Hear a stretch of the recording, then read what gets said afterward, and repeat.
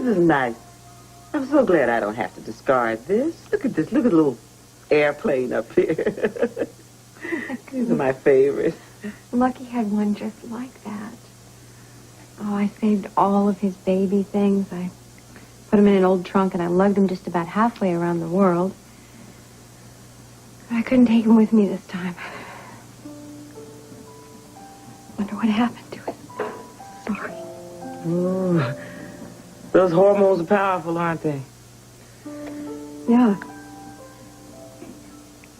You know, when I saw you laying on that couch the other day, I knew you were pregnant. You're amazing. I know what pregnant women look like. I've seen a lot of them in my time. And I mean, the way you were looking at Tasha. She just looks so vulnerable. And that's how you feel, vulnerable, right? Incredibly vulnerable. But it's normal, baby. It's normal. It's not just my hormones, baby. I wish that it were. Some more trouble?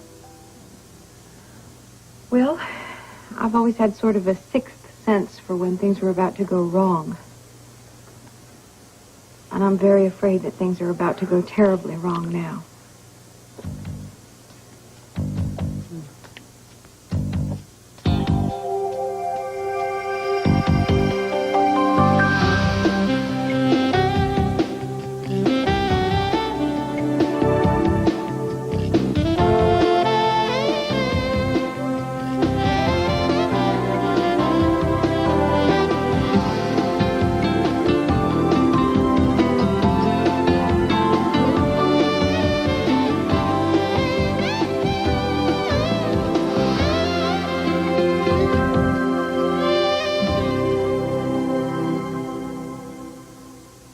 Are you frightened for this baby you're carrying or the baby's father? Amy, the way things are going, there's a chance that Luke may not even live to see this baby born. Where's Tasha's daddy? Her mama doesn't know. Wow. Well, that could be a lot worse, couldn't it? Your mom doesn't even know? That's right. Worse. But a nap and a baba. Now, worries aside, are you happy about this pregnancy? Oh, yes. I'm very happy. Incredibly happy. So is Luke. He's so sweet. Then this little one has a much better chance than most of the babies born today. I know that. Believe me, I do know. And I tell myself that I have lots of things that I should be grateful for, and I should stop looking for problems and, you know, I'm basically just being irrational. Oh, no. You're just being realistic, given what you told me about that man of yours. You know, some people just have to live by the edge, and they do some good, but then they have to pay a terrible price for it. And then there's some who are survivors, and that's what I think you've got. I think you've got a survivor. Yeah. I tell you, if anything ever happened to Luke, I feel like I lost a part of my own soul. But I've always known from the beginning what he was like and the risk that I was taking, but he's brought me so much joy. I would be devastated if I lost him. But I could find a way to go on. If something ever happened to Lucky, well, something did happen to Lucky. He was shot. I'm not over that, even though he's getting better. My God, if he had been killed or if anything happened to this new baby that I'm carrying, You never get over it. There's not a day goes by that I don't think of Bradley. I buried 2 husbands, and that didn't prepare me for the loss of my son. I really wish that I could have known him, Mamie. Honey, he would have been crazy about you. He was so full of life, so full of can-do. But when he left, I didn't want to go on. I just wanted to crawl away, lick my wounds, hide. But even then, he was giving me strength. I can still hear him chiding me. Mama, what is wrong with you? The sun didn't stop setting and rising when I died, so don't you. And I didn't.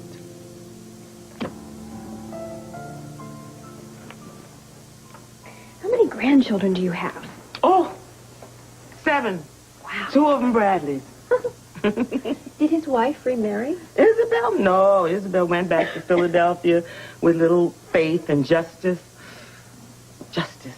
Oh, he turned out to be such a fine young man. An attorney, you said, right? Oh, yes, he's a very good one. His father would have been very proud of him. And you're not just a little bit proud, are you? He's the apple of my eye.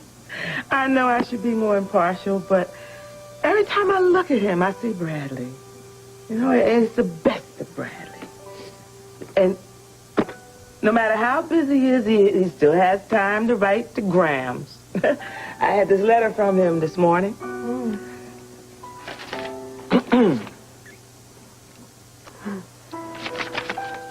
To the Charles Street Gang. That's what he calls us. The Charles Street Gang. Della had been to 3 other lawyers before she came to me. They told her that she didn't have a case, which she did.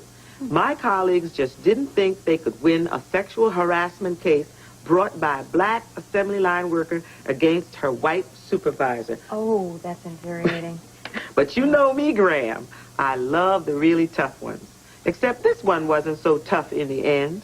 I did a little digging and turned up 3 other women who were willing to press charges. Yes, good for him.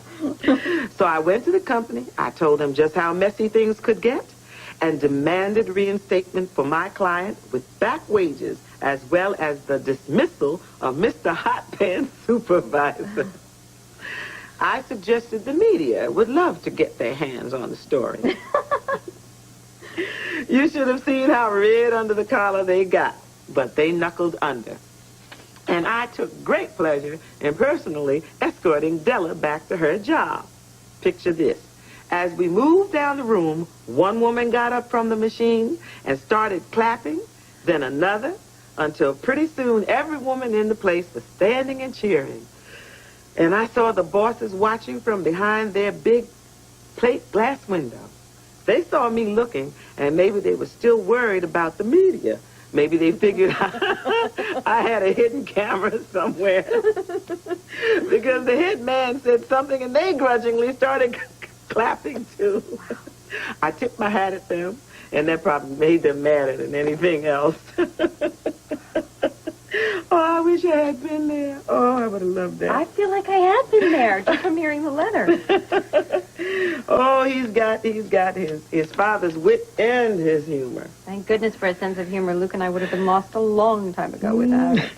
Thank you for sharing that with me. That was nice. It's good to share with friends.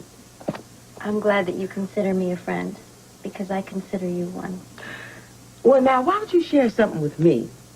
Why don't you share with me what keeps you and your family so shook up? I was right in the middle of a bad marriage, and Luke was in the middle of a very messy situation. He was working for a mobster named Frank Smith. You're Luke? I remember when Frank Smith was at the center of the power structure of Port Charles. He had his hand in every deal in town.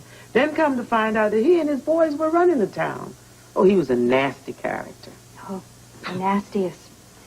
He knows just how to push a person's buttons, and in those days, Luke's buttons were so close to the surface, you know. He had grown up very poor. He desperately wanted to be somebody, you know, and... In other words, he was ripe for trouble. Absolutely. And the trouble found him. When we met, he was just about to cross over the line and never be able to come back. He was ordered to kill somebody in cold blood. I stopped him. But to this day, I don't believe that he would have ever done that. I just don't. Your belief in him must have been a tremendous sense of strength to Luke. Did he stop working for Frank Smith? Oh, yes. As a matter of fact, he provided the evidence and put Frank behind bars. You see, that's the root of our trouble. We double-crossed Frank Smith. He's not about to let us forget about it. And then Luke and I got married, and we left Port Charles for a while. And we actually had a few very peaceful years. And then shortly after Lucky was born, Frank found us again. And he's really been trying to get even with us ever since. Is that why you've lived all around the world? Mm-hmm. Yes. Frank's men have chased us over 3 continents in the past 10 years. I felt very guilty about raising my son that way. You know, giving him absolutely no stability at all. But, you know, to tell you the truth, he actually thrives on it. He's an awful lot like his father in that way. But me, I longed for a real home. And every time we'd settle in a new place, I knew that it was just a matter of time before we'd have to leave at a moment's notice. And so we'd rehearse Lucky in an emergency plan. You know, we'd drill it into him, just to make sure that he knew what to do in case Frank found us when we were separated. And that's what happened, you see, when we were in Canada. He put a bomb in our car to try to blow us up, but he got a friend of ours instead, and my son had to come all the way to Port Charles on his own. Yeah, Luke and I took a different route entirely. And that was it. That was when we knew we could not run anymore. We had to face this man. I don't want to ask how. Thank you very much. But I tell you, I still believe in Luke. I have to believe in Luke. He made a decision 13 years ago to turn his back on that life with Frank Smith and everything that it was offering him. And beautiful things came out of that decision. Our life together, our son, this new baby. You made a decision 13 years ago, too. Now, do you have any regrets? No, I don't. How can you possibly regret doing the right thing?